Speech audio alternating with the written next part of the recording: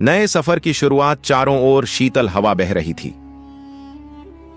सफेद धुंध ने समूचे नगर को अपनी चादर में लपेट रखा था। जंगल से आती नदी की तेज गर्जना माहौल को और रहस्यमय बना रही थी। इस गूंज में एक मधुर लय थी, मानो प्रकृति स्वयं कोई गान गा रही हो। धीरे धीरे धुंध छूटने लगी। पूर्व दिशा से सूरज की पहली किरणें पहाड़ों के पीछे से झांकने लगीं। जैसे ही ये स्वर्णिम किरणें नाग नदी के जल पर पड़ीं, वह पानी भी सोने की तरह चमकने लगा।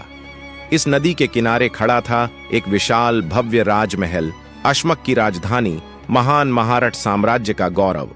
यह वह स्थान था जहां से सम्राट नागधीराज पूरे विशाल साम्राज्य का संचालन करते थे। राजमहल पर पड़ती स्वर्णिम किरणें उसकी शान को और बढ़ा रही थीं। जैसे ही सूरज थोड़ा और ऊपर उठा, उसकी किरणें महल के विशाल कक्षों में प्रवेश करने लगीं, अंततः पहुंचती हुई सिंहासन कक्ष में, जहां सम्राट नागधीराज अपने स्वर्ण सिंहासन पर विराजमान थे।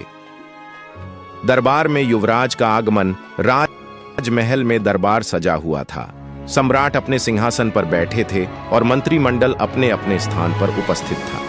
तभी अचानक राजमहल के द्वारपाल ने ऊंची आवाज में घोषणा की, महाराज, युवराज नागराज राज दरबार में पधार रहे हैं। सभी दरबारी खड़े हो गए। राजकुमार नागराज ने दरबार में प्रवेश किया और सभी ने झुककर उनका अभिवादन किया। राजकुमार की जय।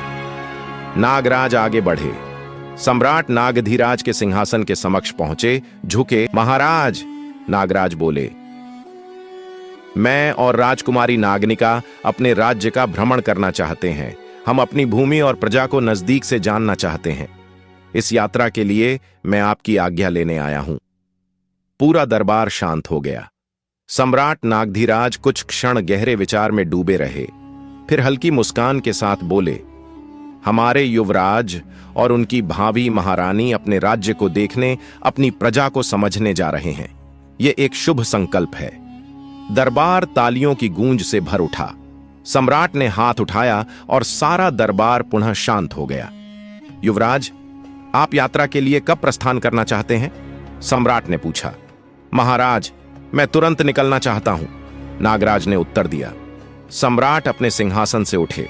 उनके साथ पूरा दरबार भी खड़ा हो गया। राजकुमार और राजकुमारी के लिए शाही रथ तुरंत तैयार किया जाए, सम्राट ने आदेश दिया।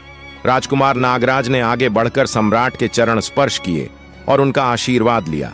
उसी समय राज दरबार में बैठे महान विद्वान और श्रमण नागसेन बोले, महाराज, युवराज का निर्णय अत्यंत उत्तम है।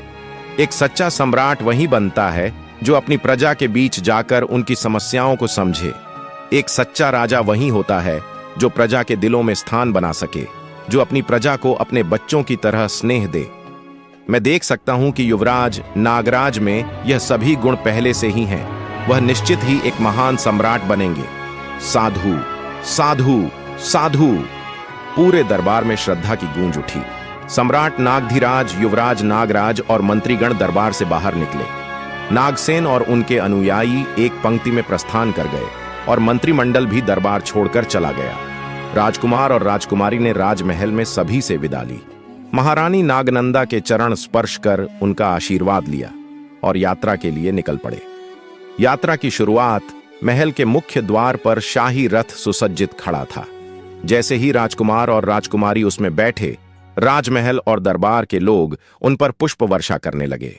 रथवाहक ने घोड़ों को हाँका और शाही रथ नगर के मुख्य द्वार से बाहर निकल पड़ा।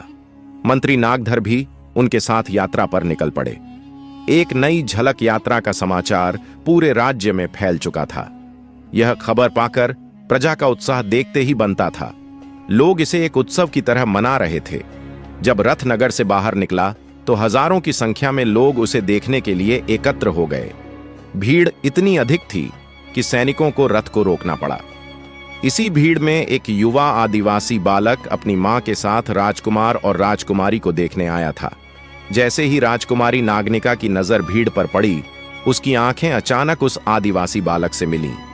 क्षण भर के लिए समय जैसे थम गया। बालक की आंखें राजकुमारी की सुंदरता पर टिक गईं। उसने कभी किसी को इतना दिव्य और मनमोहक नहीं देखा था।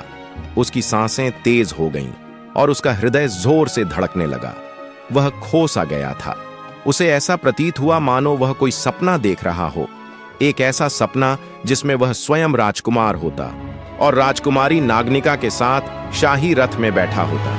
लेकिन अगले ही पल उसकी मां ने उसका हाथ पकड़कर उसे किनारे कर दिया। बालक जाग उठा। उसका सपना टूट गया था। उसकी आंखों में आंसू थे, लेकिन राजकुमार नागराज अपनी यात्रा को लेकर प्रसन्न थे।